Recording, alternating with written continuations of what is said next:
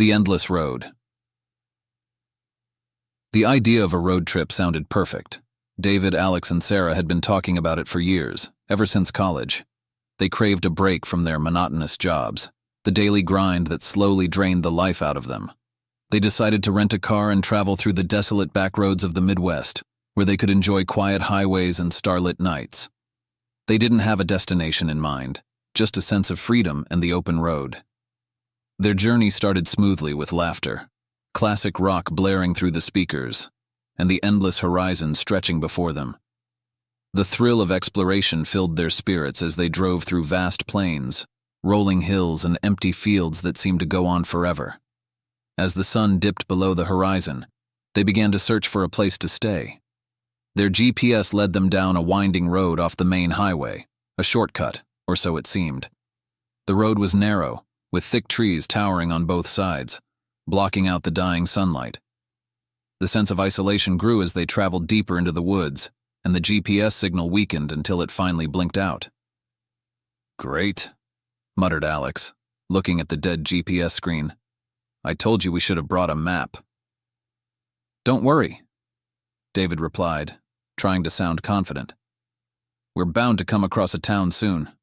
We'll just keep going." Sarah glanced out the window, her fingers drumming nervously on the door. She had a strange feeling about this road. It felt wrong. The air was heavy, oppressive, and an unsettling silence blanketed the area. Even the comforting sounds of nature seemed absent. No birds, no rustling of leaves, just an eerie stillness. Minutes stretched into an hour.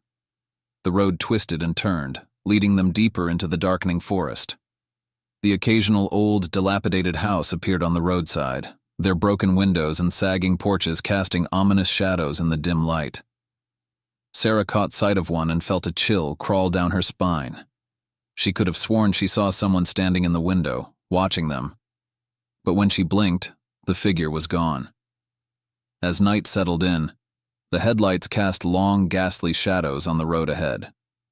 A dense fog began to roll in, obscuring their view. "We should turn back," Sarah whispered, her voice trembling. "I don't like this place." David sighed, frustration etched on his face. "We're too far in to turn back now. Besides, we don't even know where we'd go. We just have to keep moving forward until we find a way out." The car inched along the road, the headlights illuminating only a few feet in front of them. Shadows seemed to dance on the edges of their vision, strange, twisted shapes that melted into the darkness as soon as they looked directly at them. "Did you see that?" Alex asked, his voice barely audible. "See what?" Sarah replied, gripping the seat tightly. I thought I saw something on the side of the road, like a figure or something." "Don't start with that creepy stuff," David muttered, trying to keep his focus on the road. "Let's just keep going." But Alex's unease grew. Every few minutes, he caught glimpses of something, a figure moving through the trees, just beyond the reach of the headlights. He didn't say anything more, not wanting to scare Sarah, but the dread in his stomach continued to build. They drove for what felt like hours, but the road never seemed to change. It was the same narrow, fog-laden path, winding endlessly through the trees. There were no other cars, no signs, and no signs of civilization, just the unyielding darkness. Finally, after what felt like an eternity, they saw a glimmer of light in the distance. It was faint, flickering, but it was something. "Look," Sarah exclaimed. "There's a light up ahead." David pressed the gas, his heart pounding with hope. As they approached, they realized it was a small, rundown gas station, its neon open sign blinking erratically. The building looked as if it hadn't been maintained in decades, but they were too desperate to care. They parked in front, and the three of them got out, feeling the weight of the night pressing down on them. The air was thick with a foul smell, like rotting wood and stagnant water. David walked up to the door and peered inside. The dimly lit interior was filled with dusty shelves, stocked with items that looked outdated by several decades. "Hello," he called, his voice echoing in the silence. An old man appeared behind the counter, his face hidden in shadows. His skin was pale and waxy, his eyes sunken, and he wore a blank expression as he watched them. He didn't speak, didn't move, just stared. We're lost," David said, forcing a nervous smile. "We were hoping you could give us directions back to the main road." The old man's lips twitched, but he remained silent, his gaze fixed on them. A shiver ran down Sarah's spine as she felt his eyes on her, cold and unfeeling. "Sir?" Alex asked, his voice shaking slightly. "Can you help us?" The old man slowly raised a hand and pointed down the road they'd come from. His hand was skeletal, his fingers long and bony, with nails that looked more like claws. He didn't say a word. Thanks," David mumbled, feeling an overwhelming urge to leave. They quickly backed out of the station, climbed into the car, and sped away, their hearts racing. "Did you see his eyes?" Sarah whispered, her face pale. They were empty." Alex nodded, swallowing hard. "I don't think that man was right. There was something wrong with him." They drove in silence, the atmosphere in the car tense and suffocating. They followed the road as best they could, hoping it would lead them back to the main highway. But the fog grew thicker, swallowing the light from their headlights, and the road became even narrower. Minutes passed, then hours, but they never seemed to get anywhere. Every turn they took seemed to lead them back to the same desolate stretch of road, flanked by the same twisted trees and ghostly shadows. Then, they saw it. A figure in the middle of the road standing perfectly still, illuminated by their headlights. It was a woman, dressed in a tattered white dress, her hair hanging in limp strands over her face. She was motionless, her head tilted at an unnatural angle, and her hands hung lifelessly by her sides. David slammed on the brakes, bringing the car to a screeching halt just inches from the figure. The three of them sat frozen, staring at her in horror. What is she doing?"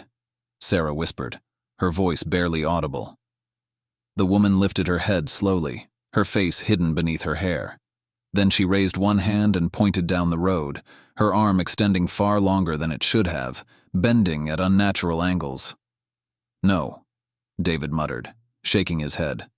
This can't be happening." They reversed, turning the car around, and sped in the opposite direction. But after only a few minutes, they saw her again, standing in the middle of the road, pointing with that grotesque arm, her head tilted at that same unnatural angle. It was as if they were trapped, unable to escape her. "Drive faster!" Sarah cried, her voice laced with panic. David pressed the gas pedal to the floor, the car hurtling down the road. The fog grew thicker, pressing against the windows, and the road seemed to stretch and twist, as if it were alive, leading them deeper into the darkness. The woman appeared again, closer this time. Her face was visible now, her skin pale and cracked, her eyes empty black voids that seemed to pull them in.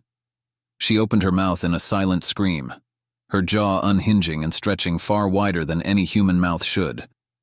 The car swerved, narrowly avoiding her as David struggled to keep control. They sped forward, heartbeats pounding in their ears until the fog finally lifted, revealing an old crumbling building on the side of the road. It was the same gas station. "No," Alex breathed, his face pale. We just left this place." The neon sign blinked open in the same erratic rhythm, casting an eerie glow over the abandoned lot. And there, standing in the doorway, was the old man, watching them with those empty, hollow eyes. They had no choice.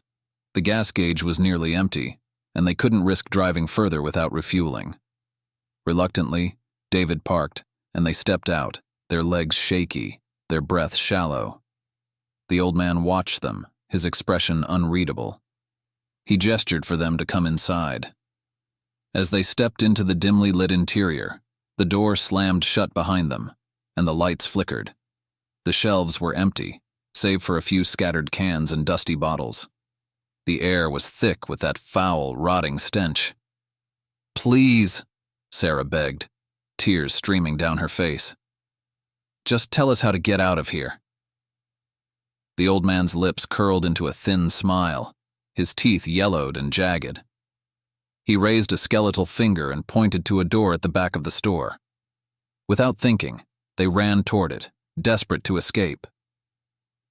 They burst through the door and found themselves back on the road, their car waiting for them. They climbed inside, slamming the door shut, and sped away without looking. Another terror story coming soon. Terror is always in human blood. Thanks for watching this video, and I see you in the next terror story video. Like, subscribe, and enable notification to receive the new video when I post.